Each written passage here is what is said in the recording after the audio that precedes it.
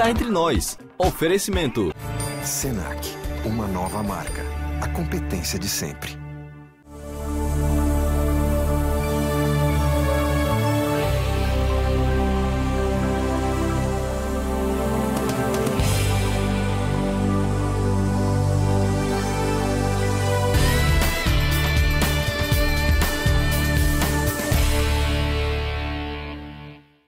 Olá, o Cá Entre Nós está no ar. Lembrando que estamos temporariamente substituindo a nossa apresentadora oficial, Rose Silveira, que está já chegando de suas merecidas férias para reassumir o Cá Entre Nós.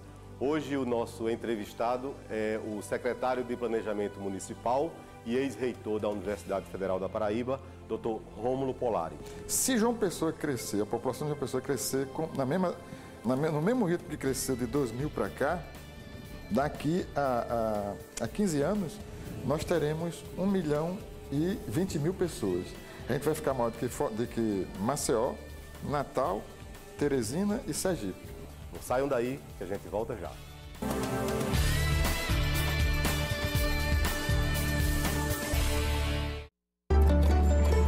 O Senac oferece cursos que transformam a vida de milhares de pessoas. Transformou a minha vida. A minha carreira. Meu emprego. Nós ajudamos o Brasil a se transformar também e conquistar seu espaço no mundo. O Senac também se transforma. Todos os dias. Para continuar transformando a vida de milhares de brasileiros como nós. Senac, uma nova marca. A competência de sempre.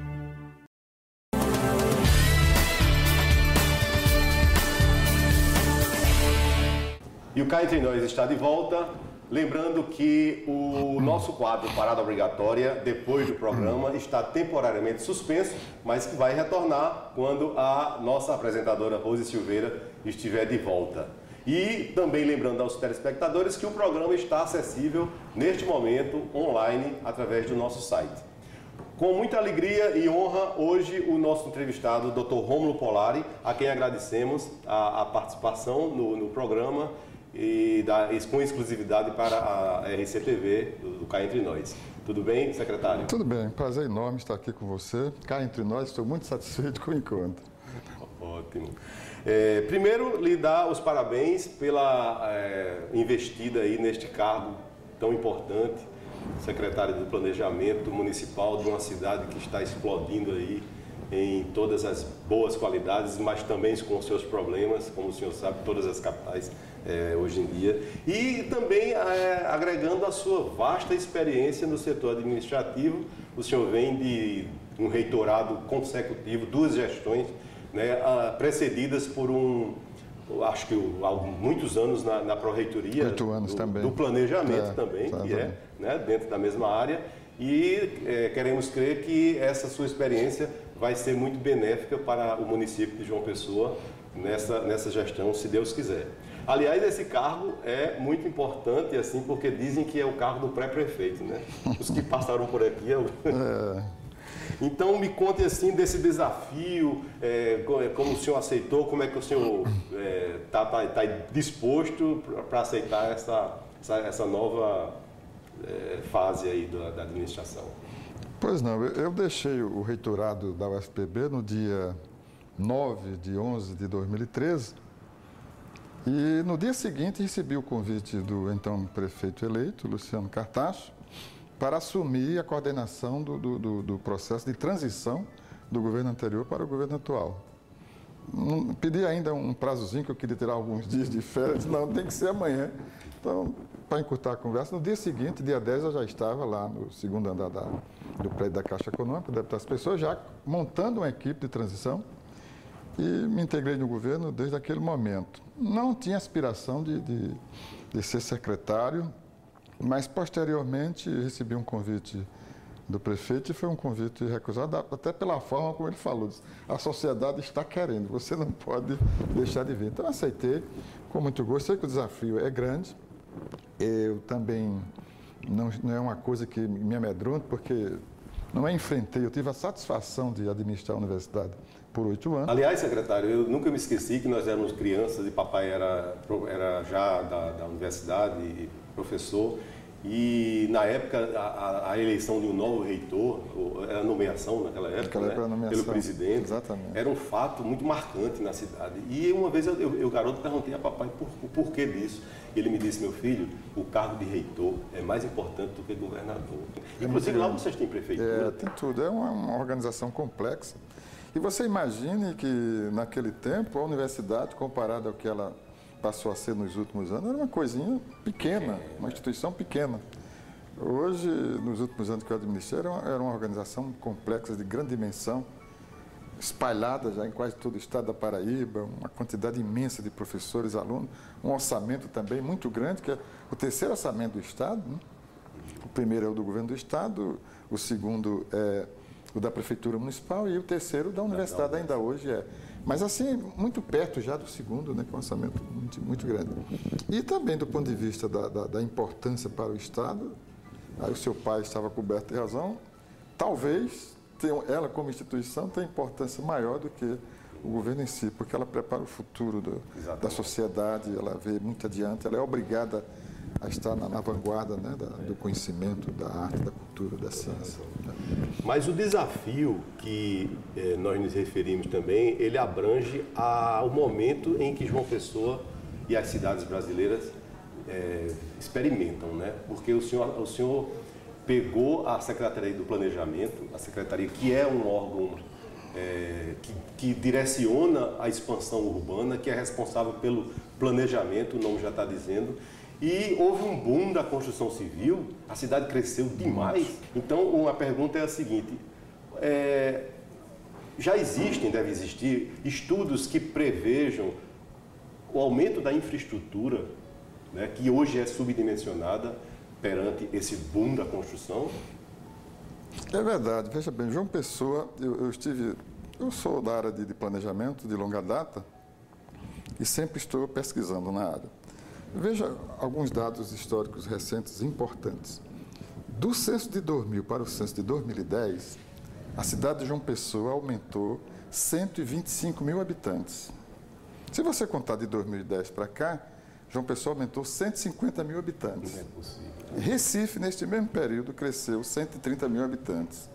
Quer dizer, nós tivemos um crescimento demográfico assim espetacular nesse período. É como se tivesse nascido aqui em João Pessoa a terceira maior cidade do estado, porque a terceira maior é Santa Rita, com 127 mil habitantes. Quer dizer, a gente, quando se faz planejamento... Em menos de 3 anos. Em 12 anos, né? Não, mas o senhor falou de 2010 para cá. Para 2012. Ah, sim, 12 anos, entendi. Né? Então, veja bem, de 2000 para cá. Né? Então, veja bem, o planejamento, às vezes, quando a gente começa a alcançar o que planejou para uma cidade de menor dimensão, ela já cresceu, estourou todo o planejamento, porque quem é que está preparado para receber outra cidade dentro dela em 12 anos? Haja investimento, haja programa de habitação popular, infraestrutura. Na parte da mobilidade urbana, que veio também um problema associado a isso, primeiro é que há 25 ou 30 anos atrás, o raio maior de João Pessoa era 10 quilômetros. Tá? Então você...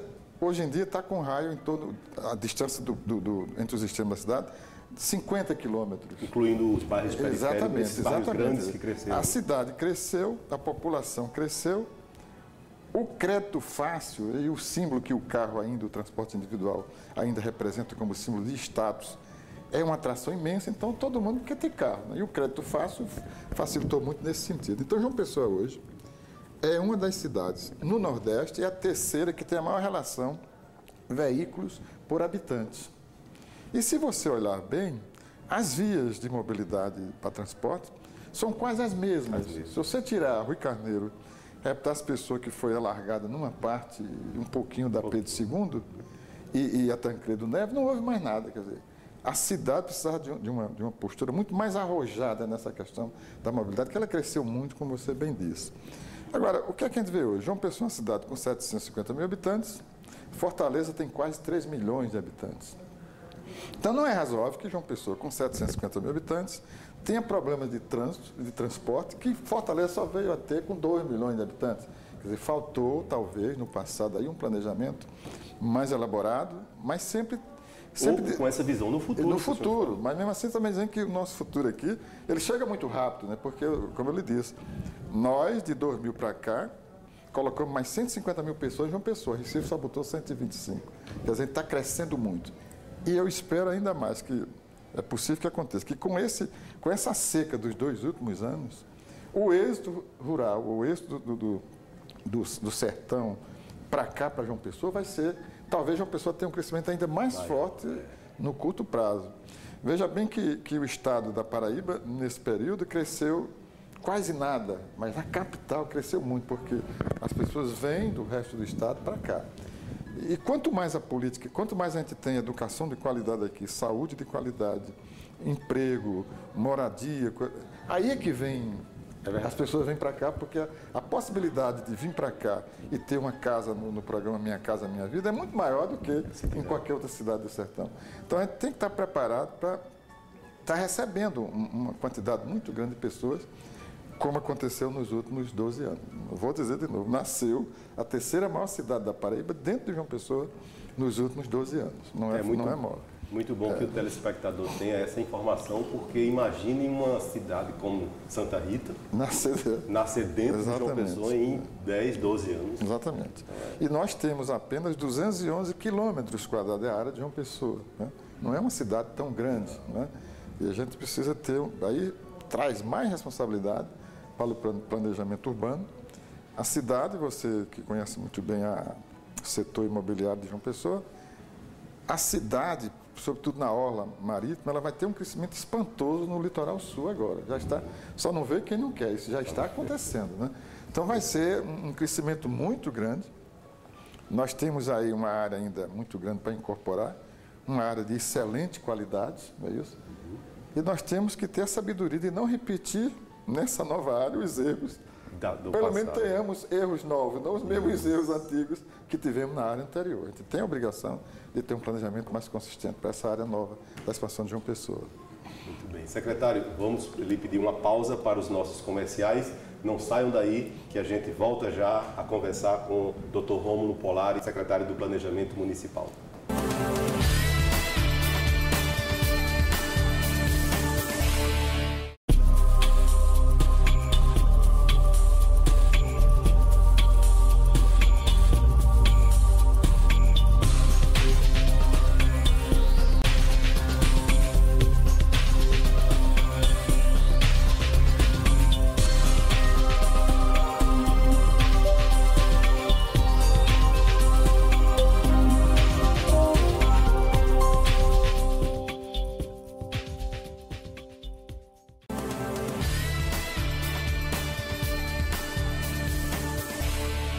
E o Cá Entre Nós está de volta, hoje entrevistando o secretário do Planejamento Municipal, Dr. Rômulo Polari.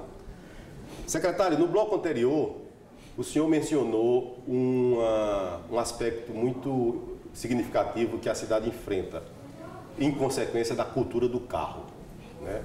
A facilidade, a deficiência do transporte público e outras razões levam as pessoas a comprarem carro e às vezes até 4, 5 na mesma família. Né? Então, isso criou um sério problema para a prefeitura administrar. A sua secretaria, eu acho que deve trabalhar junto com a CEMOB. CEMOB, né? exatamente.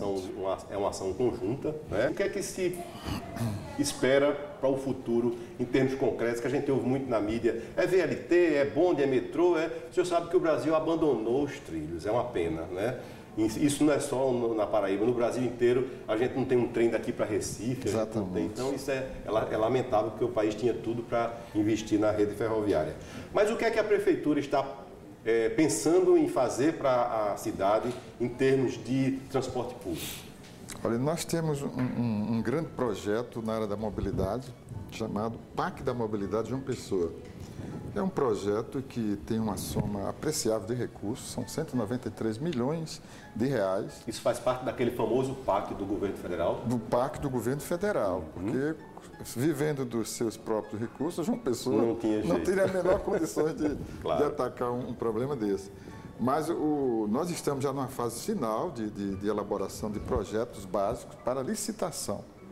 Aí sim, nós vamos ter uma solução com foco no transporte coletivo. Quer dizer, nós vamos ter corredores de transporte na Epitácio Pessoa, na Avenida Cruz das Armas, na Avenida 2 de Fevereiro, na Pedro II e na Tancredo Neves. Então, nós vamos ter 5 corredores, onde o foco vai ser otimizar e abrir espaço para o transporte coletivo, chamados BRTs. BRTs, são ônibus grandes. Agora, como eles são pesados, né, você tem que preparar a base por onde ele vai passar, quer dizer, as pessoas vai ter que ser quebrada todo o piso atual para fazer uma base de concreto para ele receber esse novo, que vai transportar quase um mini metrô de superfície. Uma via exclusiva, né, onde o carro não transita. Com estações para passageiros, muito moderninha, muito bacana. E além disso, também nós vamos ter estações entre bairros, né? Nós vamos ter estações de passageiros, onde esses veículos vão fazer o trânsito, leva para lá e o outro pega de cá, leva para lá. Quer dizer, vai dar racionalidade.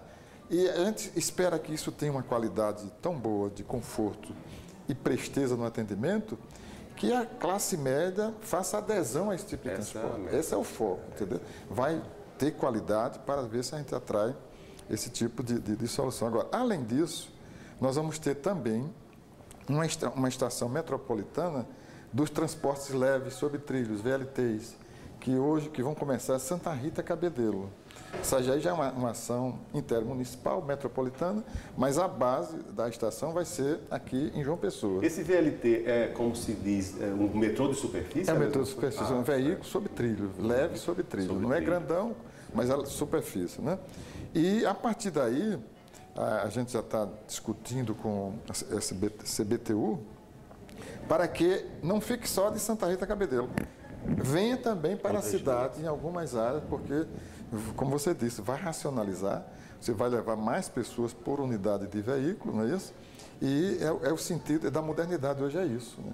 Agora, você também não pode pedir a pessoa, fazer um apelo piegas, deixa o seu carro em casa e vai andar no transporte coletivo que não lhe atende nem qualidade, nem em presteza de horário. Pelo menos refrigerado eles vão ser? Refrigerado, pois é. Porque o nosso problema maior é o clima. Exatamente. E também você, hoje, no mundo moderno, você vive, você sabe muito bem disso, você sai de casa, você parece que já tem algo que já lhe programou. Se você atrasa 10 minutos numa tarefa, bota quase tudo a perder. Então, o transporte tem que ter essa qualidade para você confiar nele e deixar o seu veículo individual em casa. Agora, eu tenho certeza absoluta que o pessoense vai adotar isso. Então, nós vamos começar essa intervenção, né?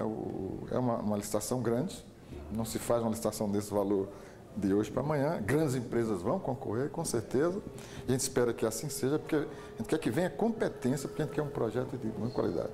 Algumas cidades brasileiras já investiram nesse tipo de Belo Horizonte está fazendo isso, fora Recife também, Goiânia também, Curitiba.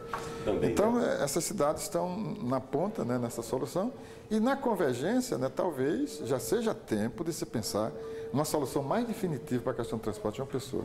Eu vou lhe dar um número. Se João Pessoa crescer, a população de João Pessoa crescer no mesmo ritmo que cresceu de 2000 para cá, daqui a 15 anos, nós teremos 1.020.000 pessoas. A gente vai ficar maior do que Maceió, Natal, Teresina e Sergipe. Então, é uma cidade já de tamanho considerável, que já vale a pena começar a pensar numa solução mais definitiva para o nosso transporte. E a tendência é essa, transporte coletivo de qualidade. O transporte coletivo, ele, claro, suaviza bastante o trânsito, porque ele vai, né, tirar os ônibus, vai disciplinar o fluxo de... Mas ele não resolve, assim, tanto o problema da infraestrutura. Por exemplo, viadutos, novas avenidas. Exatamente. Né? Existe também esse Existe, projeto? né? Porque você imagina, se a gente tiver um transporte com esse corredor exclusivo na Epitácio Pessoa e continuar aquelas travessias entre Expedicionário e Barros do Estado, cruzando a Epitácio Pessoa, isso aí tem a solução, que tem que ser ou viaduto ou túnel passando por baixo. Depressão, exatamente. Eu acho que os arquitetos adorariam mais a solução de passar por baixo do que a poluição visual que os grandes equipamentos de viadutos trazem. Né? Há quem acha bonito, outros não. Talvez a solução por baixo também cria o mesmo efeito de facilitar a passagem do transporte. Imagine ali no altiplano, por exemplo, né? Um viaduto ou mesmo... Precisa demais, a gente já está precisando de...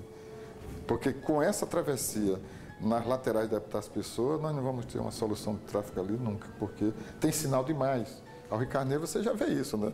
De 100 metros você tem um sinal, porque há muita perpendicular em relação àquelas ruas paralelas ali. E essas obras vão ser licitadas e há uma previsão que elas aconteçam na gestão do prefeito? Sim, a gente quer começar ainda este ano, porque a ideia nossa é terminar a administração 2016 com essa obra concluída. É uma grande obra da administração.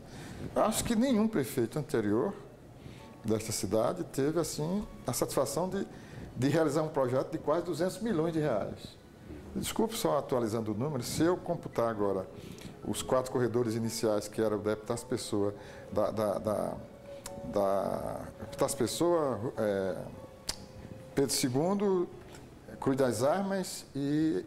São 4, 2 de fevereiro. Esses 4 eram 193 milhões. Quando nós incluímos a Tancredo Neves, que conseguiu um financiamento recente, isso vai para cerca de 250 milhões de reais. Nenhum prefeito teve ainda a felicidade de executar um projeto só, nessa dimensão em João Pessoa. Nós vamos ter. Isso implica que, além de um privilégio, uma grande responsabilidade. É responsabilidade. Que vai... Imagina o que gera de efeito negativo se você tinha o dinheiro, tinha o projeto e não executou. Aí fica mal. A obrigação de fazer. Secretário, nós vamos pedir uma pausa para os nossos comerciais.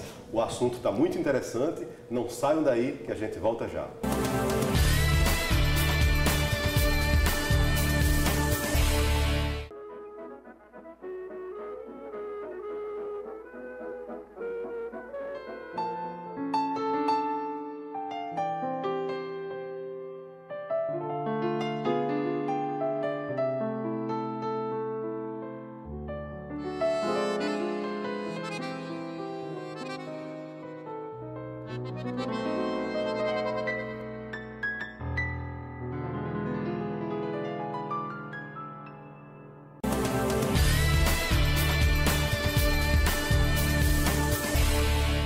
Cá Entre Nós está de volta, lembrando que estamos substituindo a nossa apresentadora Rose Silveira, que daqui a alguns dias estará reassumindo o seu posto aqui no programa da ECTV, canal 27 da NET Digital.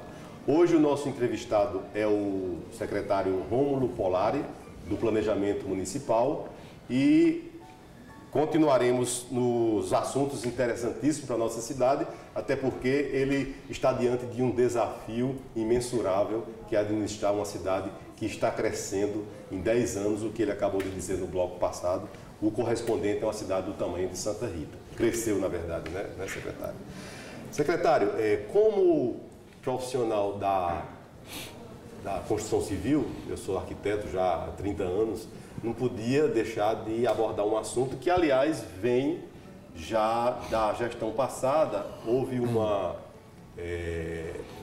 iniciativa do vereador Raoni Mendes, porque foi até solicitado por empresários e pelo próprio Sinduscom, Sindicato da Indústria da Construção Civil, para que a Prefeitura se sensibilizasse diante de alguns problemas que o setor vem enfrentando. O senhor já deve estar ciente e temos absoluta certeza de que já há algo sendo feito. O senhor sabe que a Secretaria do Planejamento, a sua secretaria, ela tem uma importância muito grande do ponto de vista de receita junto à construção civil. Porque todo apartamento, todo prédio que é lançado, que a Prefeitura emite um alvará, ele implica em vários impostos que são recolhidos. Então, é uma secretaria muito importante.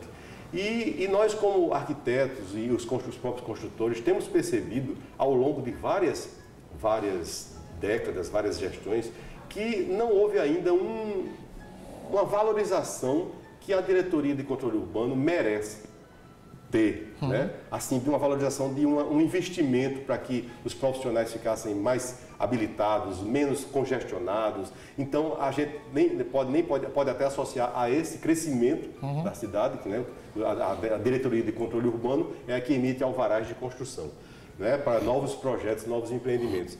E isso vem sendo, assim, frequentemente questionado, várias queixas desse gargalo que está acontecendo na demora dos processos novos, dos novos investidores que vêm de outros estados, construtoras de outros estados querendo investir aqui e se deparam também com esse problema. O senhor já tomou conhecimento efetivo do que está se passando lá, quais são as medidas, e gostaríamos que o senhor conversasse sobre isso. Já.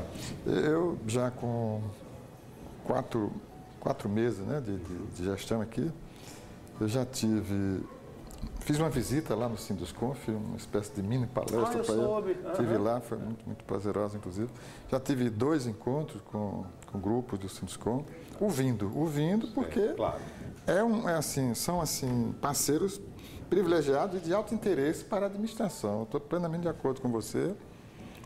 Não é inteligente hoje o setor público dizer, olha, setor privado para lá. Afinal de contas, quem gera a riqueza do país em qualquer lugar do mundo é o setor privado. O setor privado, com o seu esclarecimento, que veio da universidade, não podia pensar diferente. O setor privado gera a riqueza e uma parte dessa riqueza é repassada para o Estado, que vai fazer algo como se fosse uma delegação da sociedade, mas quem gera a riqueza, se perder de vista isso, é o caos. A Paraíba é um pouco relativamente atrasada. A Paraíba não pegou bem o bonde da história dos últimos anos de alto crescimento da economia brasileira. Tem muito a ver com isso. Nós ainda damos hoje muito valor ao emprego público. Se você tem uma ideia, o PIB da Paraíba hoje depende em 1/3 da administração pública. Isso é uma singularidade até no Nordeste. Isso não existe. Só existia na União Soviética antiga, onde todo mundo vivia as dispensas do Estado, tanto é que o Estado quebrou, tá certo? Então hoje, perder de vista o interesse com o setor privado, no bom sentido da palavra, que quem gera a riqueza, quem gera o PIB, quem gera o faturamento sobre o qual incidem os nossos impostos, ISS, quem gera as edificações sobre os quais geram o IPTU e ITBI, é o setor da construção civil. Então, temos consciência disso. E vou lhe dizer mais, como estudioso que sou da economia da Paraíba, é de longe o setor mais moderno e dinâmico da economia paraibana, é o setor da construção civil. Não precisa ser especialista nem pesquisador, é só olhar. E no Brasil também. Exatamente. Disparadamente no Nordeste foi onde a construção civil mais cresceu, foi na Paraíba. E quando diz Paraíba, é praticamente uma pessoa. Foi, né? Tá certo? Isso é ostensivo. Quem olhar vê que aqui cresceu demais a construção civil. Então a gente tem que ter um olhar, tem que ouvir o que essas pessoas têm a dizer. E nós recebemos críticas realmente, críticas procedentes, é bom que se diga. Quando nós chegamos aqui, tinha cerca de 2.000 processos lá na DCU. Então, fiquei espantado com a estatística, não é isso? Agora, a gente não deu vazão ainda a tudo, ninguém sai de uma cultura um pouco inicial para uma cultura progressista, moderna, não é assim, demora um pouquinho. Mas a gente está consciente disso, você, sem querer, me deu uma dica boa, eu acho que é um setor que merece ter um olhar mais importante para investimento e até mesmo uma visão geral da... Só peço para lhe fazer um parênteses, não foi sem querer não, foi querer. Melhor ainda. Muito obrigado pela consultoria. Porque a gente precisa ter um olhar, porque é um setor que ela pode destravar isso e fazer esse setor crescer ainda mais. Conversando aqui com o Sindusconf, dizia, olha, vocês dizem tudo isso, mas como é que vocês cresceram tanto, com tanta amarração aqui? Então quer dizer que nos outros municípios ainda são piores do que aqui. Eu digo, possivelmente. Pode até ser, né? Porque setor público ninguém leva muito a sério, né? Mas, na realidade, eu entendo isso, que o setor público tem que estar ouvindo, de uma maneira geral, o munícipe. A gente vive em função do munícipe, é ele que paga o tributo. A razão de ser da administração pública é cuidar das pessoas sob a sua responsabilidade. O estadual com a população do Estado, a municipal com o município, o nacional com a nação como um todo.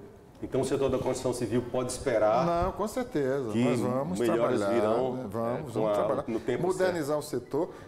Tiramos a pessoa que vinha da administração anterior, na direção, colocamos um outro.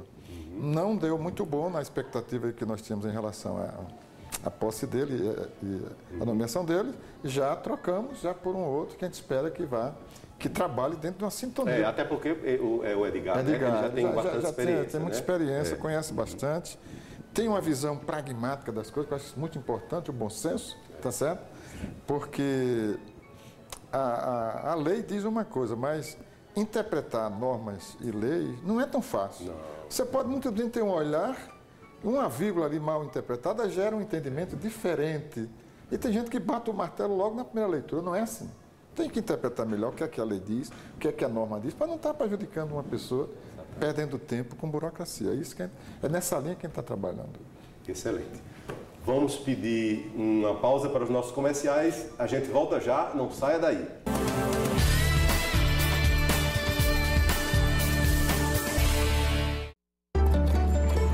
O Senac oferece cursos que transformam a vida de milhares de pessoas. Transformou a minha vida. A minha carreira. Meu emprego. Nós ajudamos o Brasil A se transformar também. E conquistar seu espaço no mundo. O Senac também se transforma. Todos os dias. Para continuar transformando a vida de milhares de brasileiros como nós. Senac, uma nova marca. A competência de sempre.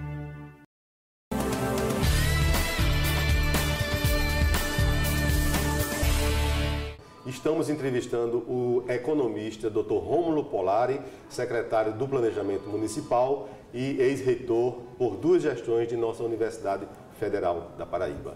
Dr. Rômulo, conversávamos sobre a importância da construção civil, trabalhar com mais, digamos, celeridade em relação aos seus processos, ao desenvolvimento urbano da cidade, no que a Prefeitura pode contribuir de forma muito potente, né? O senhor já nos deu a luz aí de que já está tratando disso, já há uma esperança de que essas coisas se resolvam.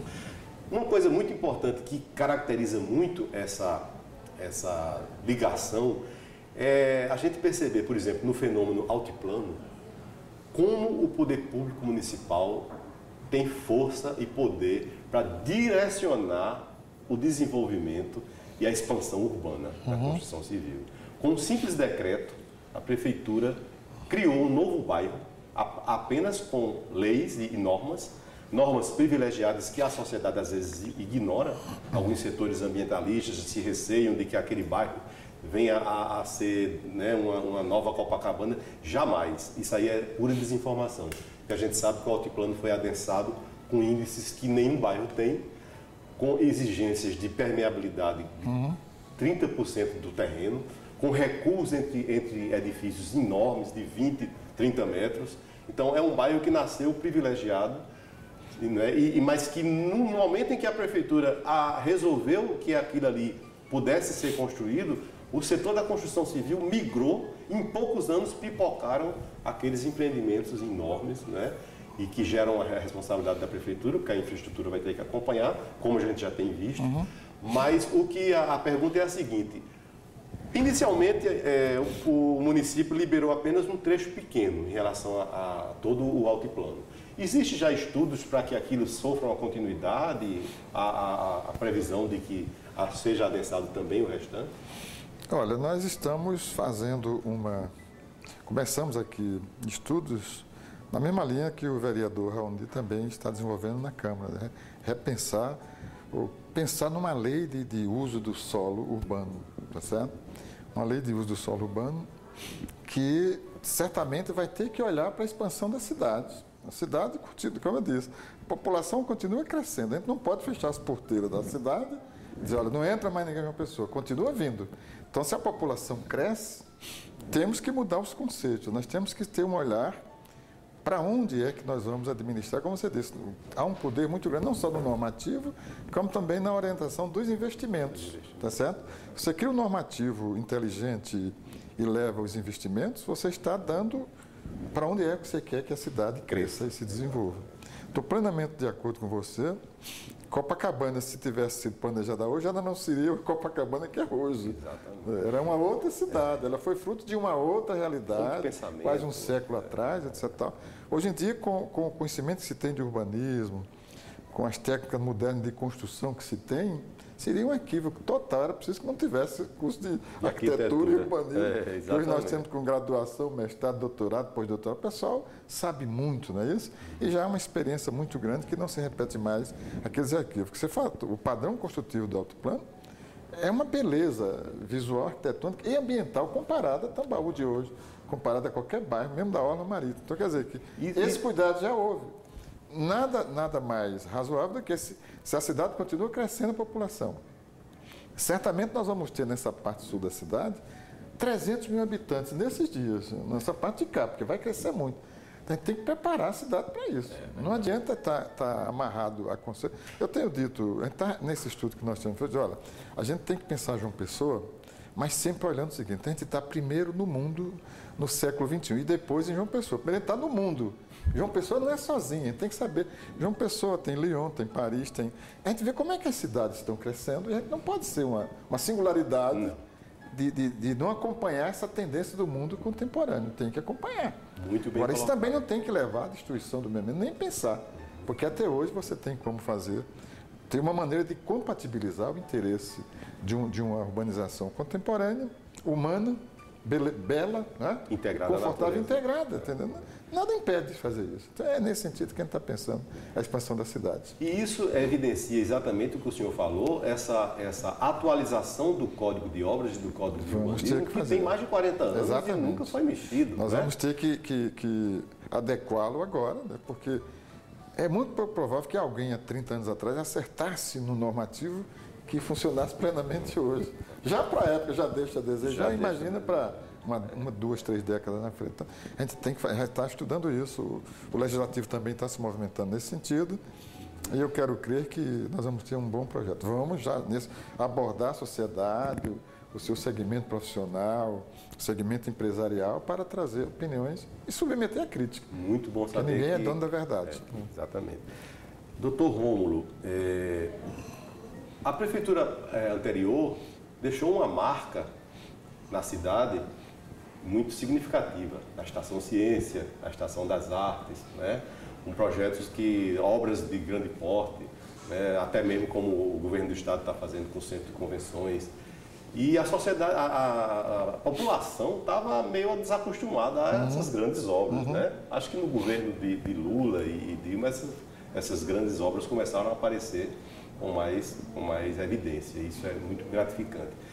Nessa gestão da Secretaria de Planejamento, há alguma obra assim, que a Prefeitura vai deixar a sua marca, como, por exemplo, a urbanização do São José, ou o Varadouro, ou um teatro municipal? Há alguma grande obra em que a Prefeitura e a Secretaria de Planejamento, porque veicula suas obras através daqui, tem em mente?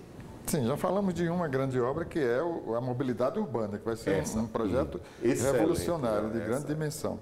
Mas o primeiro que nós vamos ter, que vai ser uma marca do governo, é a recuperação, revitalização e modernização do Parque Solano Lucena. Esse é um projetaço que já está, a parte física em si já está com o projeto quase pronto para abertura de licitação. Mas nós vamos fazer o seguinte... O senhor pode descrever rapidamente?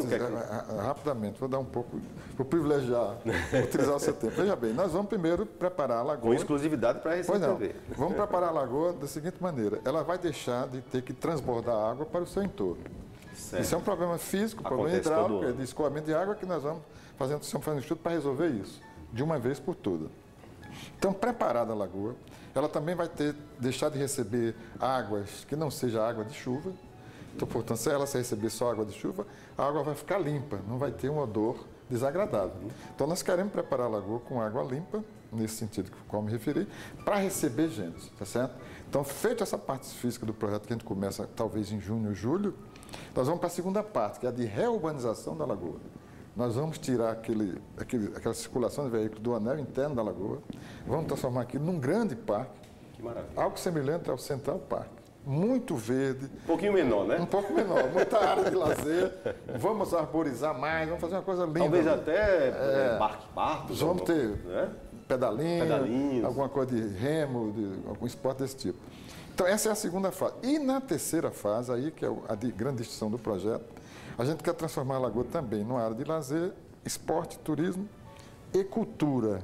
O que é que a gente quer fazer ali? Nós queremos discutir com os arquitetos e urbanistas um projeto onde a gente possa criar ali um memorial dos grandes vultos da Paraíba no Parque Solano Lucena. Memorial Zé Lindo Rego, Memorial Augusto dos Anjos, Memorial Zé Américo, Memorial Pedro Américo, Memorial Sivuca, Memorial Jacques do Pandeiro, Memorial Maestro Siqueira. Que maravilha. Porque aí essas pessoas têm nome, são boa referência no mundo todo. Então, todo mundo tem interesse de vir ver um Augusto dos Anjos. Você imagina você chegar no Memorial de Augusto dos Anjos e tem um grande ator declamando a obra de Augusto. É um negócio que todo mundo vai querer ver. Enriquece culturalmente. Exatamente. Para os alunos fazerem pesquisa do ensino fundamental, do ensino médio, do ensino superior. Então, a Lagoa vai ser esse belo projeto que nós vamos fazer. Agora, temos muito mais. O bairro São José vai ser um grande projeto de reurbanização de um bairro grande e revitalização do Rio Jaguaribe, que ali está. É outra grande marca do governo. A Praça da Independência também vai ser revitalizada, modernizada, no sentido de trazer gente, porque me incomoda muito, porque o que caracteriza uma praça como tal é gente. Praça sem gente não é praça. É um pouco de abstração, ela tem o nome de praça, mas não é praça. É verdade. Quer dizer, trazer gente para aquela praça. Vamos também ter um grande projeto ali. O projeto Orla também vai ser um projeto muito interessante, que vai do Bessa até a Penha, com um grande projeto da Orla, além da recuperação da cidade antiga. Esse é o grande projeto do nosso governo, envolvendo o Porto de Copim, despoluição do Rio Sanhoá, tá certo? E transformar aquilo num grande equipamento turístico e cultural. Parabéns antecipados e gostaria muito de dar os parabéns no final da obra, que todo mundo vai realmente se deliciar com esses investimentos que a cidade vai ter. E você me permita, como um grande profissional que é da área, de ajudar também na reflexão de melhores soluções para tudo isso. Estamos à sua disposição. Pode contar com o nosso escritório, certamente. Vamos precisar. O Cá Entre Nós só tem a agradecer a Dr. Rômulo Polari, o nosso entrevistado de hoje. Deixo até um recado para a titular do programa, Rose, a quem estamos substituindo, que ele tem muito a que dizer, viu, Rose? O programa é aí uma segunda entrevista com o Dr. Rômulo, porque os assuntos são de muito interesse da nossa cidade, querida por todos. Espero que vocês tenham gostado. Lembrando mais uma vez que o Parada Obrigatória está suspenso até a volta de nossa apresentadora Rose Silveira, que em poucos dias estará de volta conosco.